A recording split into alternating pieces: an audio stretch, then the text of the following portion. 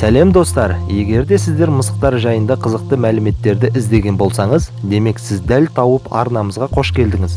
Біз сіздерге мысықтар жайында ең қызықты, тартымды, тіпті таң қалдырар мәліметтерді тауып қойдық.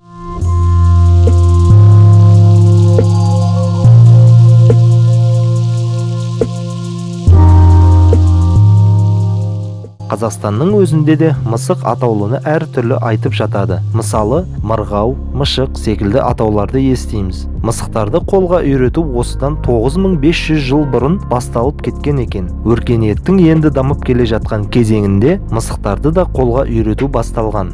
Мысықтың тілі сұйықтықты ішкенде секундына 1 метрге дейін жылдамдықпен шығып кіретін қасиеті бар. Мысықтың тілі иттің тіліндей сұйықтықтың ішіне толықтай кірмей, тек бетіне ғана жанасып, тілімен сұйықтықты жылдамдық арқылы жоғарыға жетелеу арқылы жұмысын іске асырады екен. Дәл қазіргі уақытта әлем бойынша 600 миллион үй мысығы бар екен. Мысықтар бір туғанда 1-ден 9-ға дейін кішкентай мысықтарды дүниеге алып келе алады. Әлемдегі орын алған ең жоғарғы көрсеткіш бір туғанда 19-ын дүниеге алып келіп, оның 15-і өсіп жетілген екен. Әлемдегі ең көп өмір сүрген мысықтардың бірі ол Крим Паф.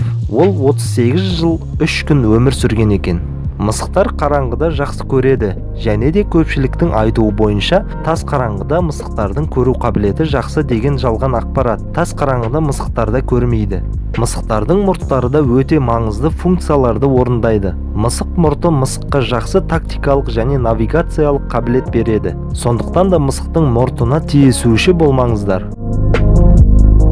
Көпшілік елдерде, тіпті біздің елде де қара мысықтарды жақтыра бермейді. Ырымға қатты сенетіндер қара мысыққа жол кестірмеуге тырысады. Ол қаңғыбас мысықтардың адамдарда қандай жұмысы болсын десеңші. Олар көшеде біреудің бағын байлаймын деп емес, сасық тышқанды қуып жүр емес пе? Ырымға сенбесеңіз лайк басыңыз. Мысықтардың иіс сезімі адамдарға қарағанда 14 есе мықты болады. Адамдардың кейбір сезбейтін иістерін мысықтар сезіп отырады екен. Бір кездері математик Ричард Монгомери арнайы мысықтың құлау теориясы атты теория жұмысын жазған болатын. Сол теориядағы жазылғандай, мысық үнемі құлағанда 4 аяғымен түседі. Үйде мысық болса тексеріп көрулеріңізге болады. Бірақ тіптен жас мысықтар болмауы керек. Мысықтар негізінде бір-біріне мияуламайды. Мияулауды олар негізінде адамдарға жолдайды. Тамақ бер, немесе әжетханаға шығамын дегендей.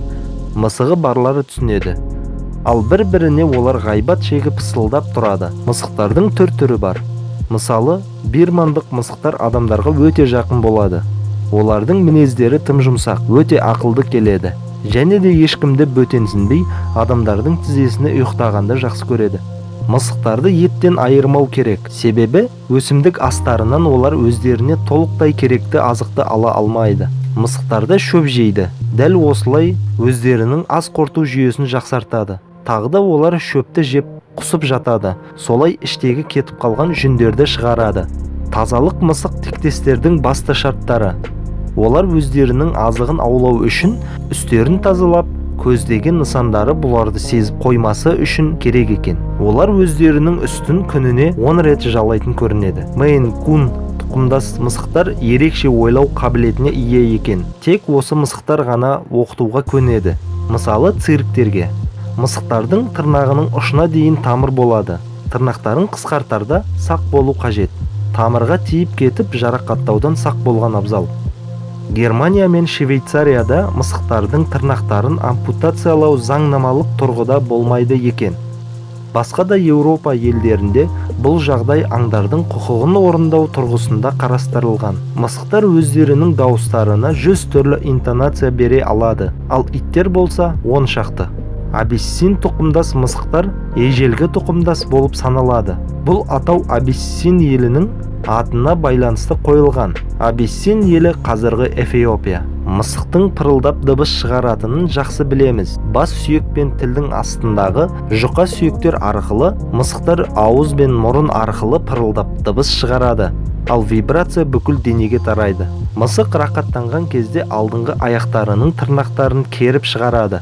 Мұндай қозғалысты сүтті қадам деп атайды. Осы қозғалыс арқылы омыраудан сүт шығуына сигнал беріліп, кішкентай мысықтардың жақсы қоректенуіне сеп болады. Мысықтар жайында мәліметтеріміз бүгінге осындай. арнамызға жазылуды ұмытпаңыз. Келесі кездескенше.